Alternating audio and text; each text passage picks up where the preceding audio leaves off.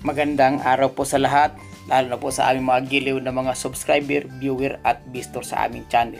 Kung kayo po ay bago pa lang sa aming YouTube channel, kayo po ay malugod naming inimbitahan na kung maaari po ay kayo mag-subscribe para po inyong makita ang lahat ng ating mga property for sale at yung po mga bago ay inyo po agad makikita yan. Ang ating property na kinukuha na ng video, ito po yung naka-location sa Antipolo, Rizal, at ito po may sukat na 8 hectares at binibenta naman po sa halagang 11 million pesos is package deal. Ang category po nito ay barangay certificate. Ang property po natin ay naka-frontage po tayo sa barangay road na more or less 300 meters at tayo naman po ay naka-frontage sa ilog at kaya po maganda ang property natin. Sa loob po ng property, mayroon na po itong rest house na matitirahan kung sakali po na inyong mabibili. Hindi man po kagandahan ang rest house dito, pero kung umulan ay atin po magamit at hindi na po tayo mababasa.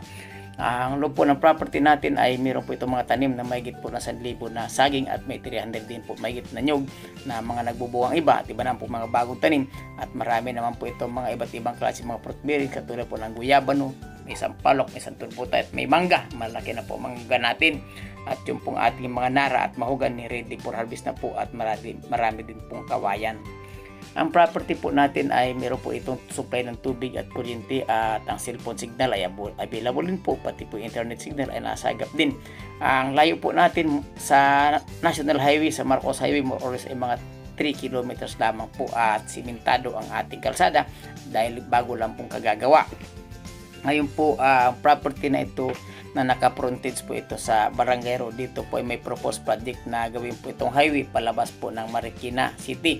Kaya po sa ngayon ay rough road po ito at kung yung mabibili mura pa lamang po, pero pagka ito ay nagawa na po ang kalsada at naging highway na po, ito ay tataas po ang value nito. At tayo po ay malalapit lamang po sa community at tayo po ay malapit lamang sa Southville Subdivision, sa Palo Alto Homes at sa mga resort po sa Buso Resort. Travel time po ay mga 10 minutes nandun na po tayo. At kung tayo pupunta sa City Mall Antipolo ay travel time mga 20 to 25 minutes ay nandun na rin po kayo. Diyan po sa Robinson Antipolo ay travel time po siguro kung magmumula kayo rito ay mga 25 minutes ay nandun na po kayo. At kung kayo rin po ay pupunta ng Masinag magmula sa property na ito ay travel time mga 25 minutes ay nandun na po kayo. Sa mga magmumula po ng Pasig City papunta po sa property na ito, ang travel time po 1 oras lamang po ay nandito na kayo at malalapit din po tayo sa mga sikat po na restaurant dito po sa Tanay Rizal katulad po ng mga babanggitin ko. Ang layo po natin mga 20-25 minutes andun na po kayo.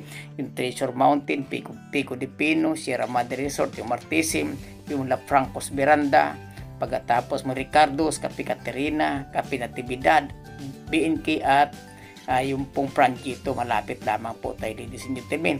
At kung kayo po ay pupunta sa Regina Rica Church sa Sampaloc na yung sikat pong parish church dyan, travel time po magmula rito ay mga 30 minutes ay nandun na po kayo. Ladies and gentlemen, kung kayo po ay bibili ng lupa at wala pa po kayong property na nakikita at wala pa rin po kayo broker and agent, ay kayo po malugod namin inimbitahan na maghanap po kayo ng property for sale sa Philippine Pro Realtor TV dahil napakadami po nating property at marami pa rin po tayong i-upload.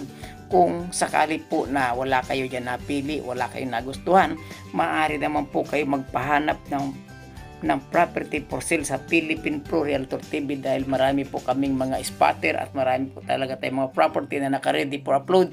Ang iba po ay pupuntan pa lamang at marami na pong naka-line up ng mga property.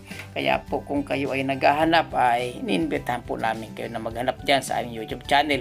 Pero po bago kayo maghanap, sigurado po muna ninyo na kayo ay nakapag-subscribe na. Ngayon po ang amin pong mga paalala lagi sa ating mga first timer buyer at sa ating pong mga investor, kung kayo po ay bibili ng lupa ay kayo po ay mag-iingat. Lagi po natin gagamitin yung exercise due diligence, kasi po kung tayo po ay nag-exercise due diligence at sinusundan po natin ang tamang proseso, malayo pong makabili tayo ng mga lupa na may problema. Kasi po sa experience po namin ay may mga na-experience kami ng mga lupa na may naghahabol po.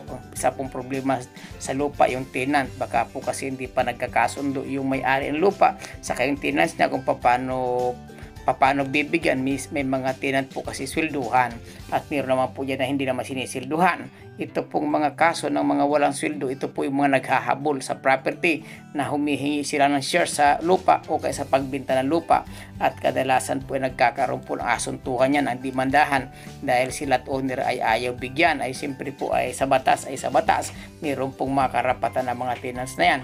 At kung sakali naman po na tapos na ang settlement sa tenant, doon naman po tayo pupunta sa mga tagapagmana. Baka po yung mga tagapagmana hindi pa nagkakasundo na ibenta ang lupa at meron pa po dyan na hindi pa talaga payag, ay ito po isang problema natin. Kaya po pag tayo bibili, maliban po sa ating mga deed of absolute sale, ay dapat pong gumawa tayo ng contract to sale. Sa contract to sale po ay papirmahin natin kung ilan po ang tagapagmana. Kailangan po makapirma lahat yan sa deed of sale at saka po sa contract to sale, para po pwede ng araw hindi po tayo mamroblema sa mga tagapagmana. Kasi kahit isa lang po ang tagapagmana na hindi po nakapirma, pagdating po ng araw at yan po yung maghabol, ay qualified po yan, maaari po sila makaisturbo sa atin, at malamang ay magbayad po tayo sa kanila kung tayo po magiging pabaya or di tayo mag-iingat sa pagbili ng lupa. Pero dahil nga po ang Philippine Pro Realtor TV ay mga binubuo po ng mga professional realtor, ay nandito po kami. I-guide po namin kayo sa tamang bilihan ng lupa at sisiguraduhin po natin na wala pong problemang darating sa atin. Ang kailangan lang po namin ay ang inyong cooperation. Sundan po natin ang tamang procedure para po hindi tayo magkamali. At tungkol naman po dun sa mga lot owner, seller, ito po ang hinihingi namin sa inyo, na kayo po magtapat sa amin kung ano pong issue meron ang inyong lupa, para po kung meron pong issue at problema yan, atin pong hahanapan ng paraan at sosolusyonan po natin, at para po maibenta natin ng maayos. Kasi po pagdating po sa bintahan ng lupa, hindi po makakalusot kung may problema yan o may issue yan, dahil po may paper trail tayo, naka-document po talaga tayo. At ang Philippine Pro Realtor TV po hindi po ipapayag na ang lupa nyo maibenta na may problema sa pamamagitan namin, kasi po kayong dalawa, seller side tapos buyer side, kayo po ay protektado namin. Hindi po namin papayagan isa man sa inyo ay magkaroon kayo ng problema, kasi po hindi po kami pira-pira dito. Hindi na bali po na hindi kami makabenta ng lupa. Wag lang po magkaroon ng problema ang seller at buyer, kasi po mas mahalaga po yung pakikisama natin, mas mahalaga yung ating samahan kaysa sa pera, kasi ang pera po ay madali naman pong kitain yan at madali rin pong mawala. Pero yung samahan, yung integrity, yung credibility, importante po sa amin yung mga credibility namin, yung aming sincerity, kasi po yun lang po ang puhunan. At ang Philippine Pro Realtor TV po, ang author nito ay hindi naman mayaman, pero po sa mabuting kalooban at pagtatapat sa ating mga seller at buyer, dito po naman ninyo maasahan ang Philippine Pro Realtor TV, na hindi po ito pwedeng mamanipulate or matapalan or madiktahan ng sinuman para po ang lupa na may problema ay mabenta, dahil hindi po talaga namin papayagan yan. Di bali na pong hindi kami makabenta at wala kaming komisyon, wag lamang pong masakripisyo or makabili ng may problemang lupa ang ating mga buyers, kasi po alam naman natin pare-pareho na may hirap po kitain ng pera, at kung may pambili tayo, kadalasan po lahat ng ibinibili yan hard earned money po yan, hindi po easy money. Kaya po kahit pa po easy money yan, dahil nga po pinaghirapan yan, kailangan po nating protektahan yan. At shout out po pala sa ating mga OFW, sa ating mga pensioner, mga retirees, at yung mga investor natin, yung mga senior citizen po, yung mga lolo at lola. Kaway-kaway po sa inyo lahat. Happy viewing po sa lahat po nating mga factory workers, mga security guard, mga sales lady, mga promodizer, at lahat po ng mga nag-empleyado. Shout out po sa inyong lahat.